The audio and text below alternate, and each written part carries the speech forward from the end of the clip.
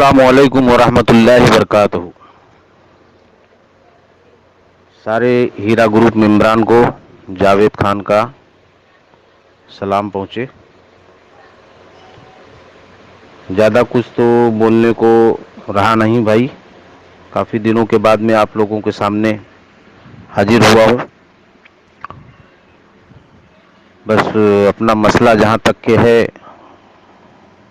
अल्हम्दुलिल्लाह एकदम नज़दीक ही आ गया है, और मैं ये भी नहीं कहूँगा कि आप लोग सब्र का मादा कायम रखो। बस यही चीज़ कि आप लोग दुआ की, आप लोगों से दरख्वास्त है कि आप लोग दुआ करते रहिए कि भाई जो भी मसलहत पैदा हो रही है अल्लाह की तरफ से हो रही है, इस पे आपका और हमारा ईमान होना चाहिए।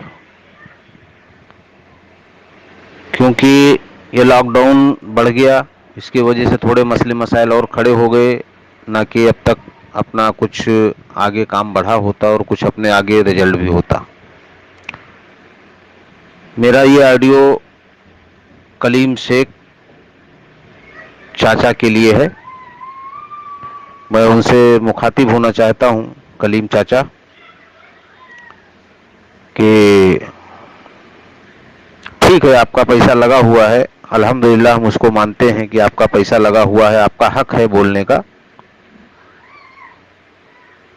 लेकिन आप सबको नहीं बोल सकते हो, आपको वो हक नहीं है कि आप सबको बोलो या मदरसे की बच्चियों को बोलो। जहाँ तक आपने ये काम किया है, मदरसे के बच्चियों को बोला है, तो ये चीज़ आपने बहुत नाहक बात की है।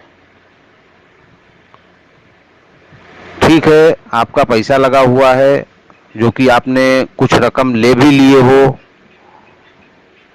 और फिर आप जो है ये टारगेट कर रहे हो, ये चीज़ समझ में आ रहा है कि आप खाली टारगेट कर रहे हो, तो नवेरा शेख के घर वालों को टारगेट कर रहे हो। ये भी समझ में आ रहा है क्यों टारगेट कर रहे हो, क्योंकि एक मरतबा आप टारगेट करके थोड़े गोल्ड वगैरह आपने ले लिए, और फिर आप टारगेट कर रहे हो कि हमें चुपके से बुला के कोई हमें दे दे और हमारा मसला हल हो जाए।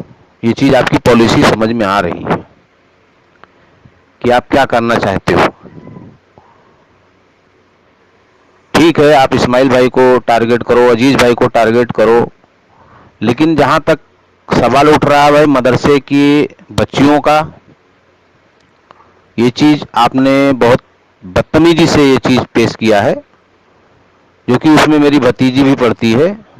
तो इसलिए मैं कलीम चाचा आपको ये चीज़ बोलता हूँ कि क्या आपको ये शोभा देता है कि एक दिन आप एक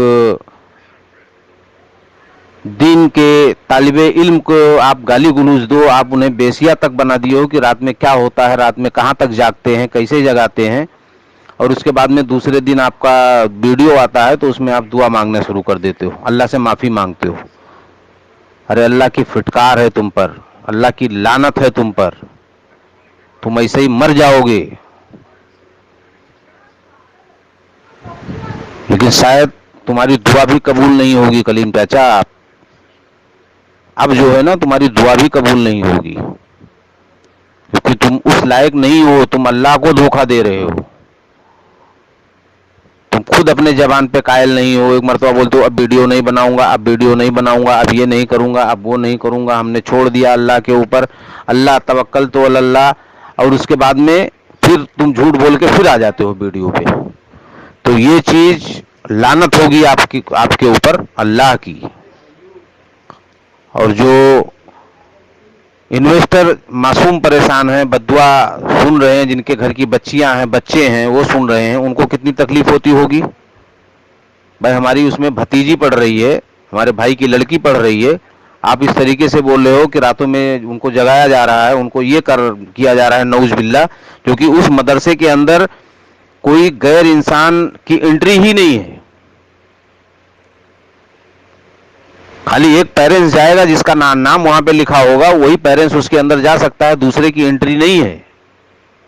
और तुम इतनी बदतमीजी पे उतर आए हो, इतना ईमान तुम्हारा खराब हो गया है पैसे के लिए कि तुम लोगों की बहन बेटियों को मतलब रोड पे लाने की कोशिश कर रहे हो। धिक्कार है, ऐसे पैसे पे तो लानत हो कलीम चाचा, ऐसे पैसे पे लानत है।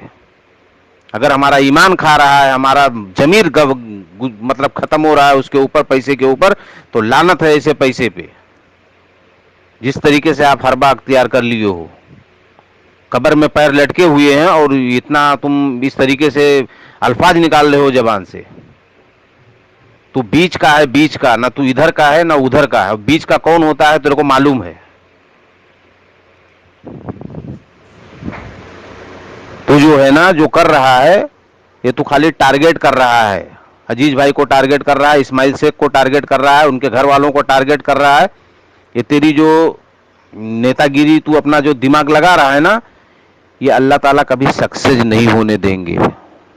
ये बद्दुआ हो जाएगी। जो जो बच्चे उसमें पढ़ रहे हैं, यतीम बच्चे, मासूम बच्चे पढ़ रहे हैं ना, अगर एक मर्तबा हाथ उठा के अगर उन लोगों ने दुआ कर दिया ना अल्लाह के आगे गिड़गिड़ा के, तो कसम खुदा की तेरी जहन्नम हो जाएगी। इसी मीरा रोड के अंदर तेरा जहन्नम होगा और दुनिया इबरत लेगी उस चीज से।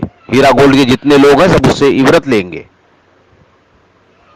तेरे घर के बारे में अभी मैं खोलूं बात, तेरे को अच्छा लगेगा? तेरी बहुएं तेरे साथ में क्यों नहीं रहती हैं, खोलूं क्या पोल? तो ये सब बंद रहने दो, हम उसमें के नहीं हैं। और तुम तो एक जमाती के नाम पे कलंक हो, कलंक।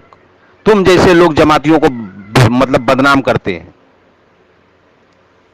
तुम जैसे लोग ही हैं जो जमातियों को बदनाम करने पे तुले हुए हैं और करते हैं, और जो कि देखा जा रहा है। एक दिन गुनाह करके दूसरे दिन तौबा करते हो। मक्कार हो तुम, मक्कार। अल्लाह के आगे भी तुम मक्कारी कर रहे हो। कब्र में पैर लटके हुए है। साला कोरोना भी तेरे को नहीं पकड़ रहा है कि कोरोना आके पकड़ ले और तू चले जावे। तो फितना है साला, फितना तूने ही शुरू किया है इस हीरा गोल्ड के अंदर। तू एक फितनेबाज है, फितनेबाज रहेगा। जब तक तुझे अल्लाह उठा नहीं लेगा तब तक तू फितनेबाज ही रहेगा। लानत हो तेरे पे।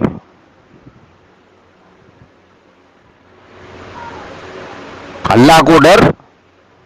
कब्र में पैर लटके हुए हैं, दाढ़ी सफेद हो गई है, अटैक आ रहा है, सीना पकड़ रहा है, अब मर रहा हूं कि तब मर रहा हूं, ये तेरी वीडियो बोलता है, तू अपने जबान से बोल रहा है। और बच्चियों की, मदरसे की बच्चियों को तू लान तान लगा रहा है।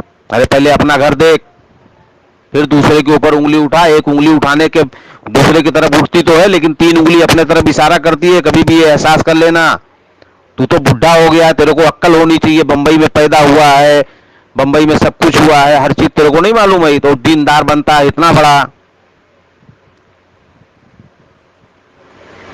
दीनदार नहीं, तू बददीन आदमी है। तू शहबाज से भी गया गुजरा इंसान है। शहबाज दुश्मन तो है, लेकिन उसने कभी इस तरीके से दुश्मनी नहीं की।